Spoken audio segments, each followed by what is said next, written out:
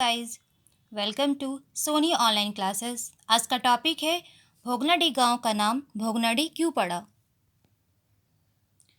भोगनाडी गांव, हर गांव के पीछे एक कहानी होती है।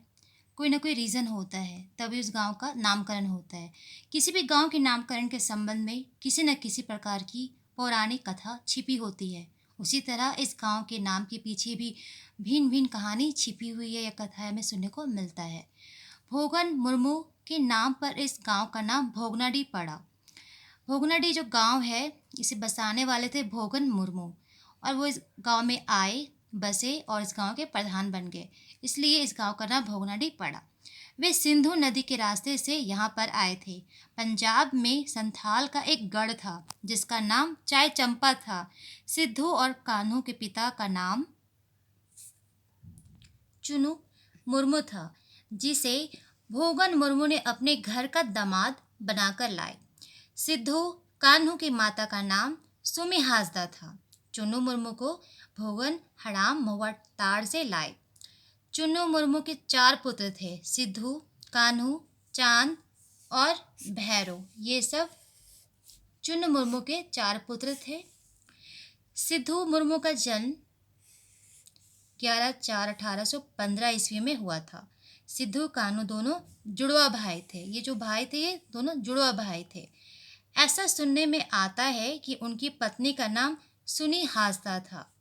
1855 ईस्वी में अंग्रेजों के साथ अनेक अत्याचार और शोषण करने पर लड़ाई शुरू हुई। 1857 ईस्वी में अक्टूबर नवंबर के बीच में सिद्धू को पंचकठिया में फांसी दी गई।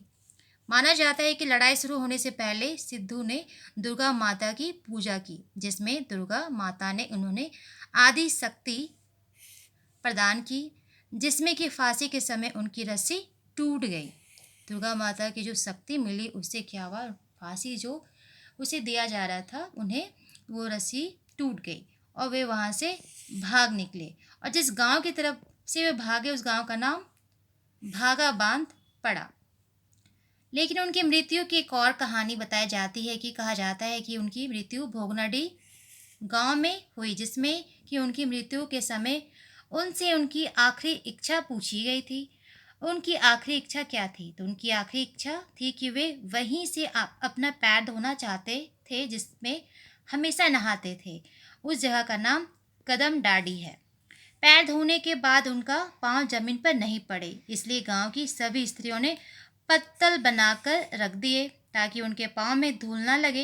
यहाँ तक कि उन्हें जिस पेड़ में फांसी दिया जाने वाला था उस लकड़ी में भी लोगों ने धूल ना लगने दिया। और कान्हों के बारे में कहा जाता है कि महेशपुर महेशपुर और पाकुड़ के बीच में एक कस्बा है जिसका नाम तोराईगढ़ है। उसी में गोली लगने से उनकी मृत्यु हुई। इस लड़ाई को संथाली भाषा में हूल कहा जाता है, जो हम 30 जून को हूल दिवस सेलिब्रेट करते हैं।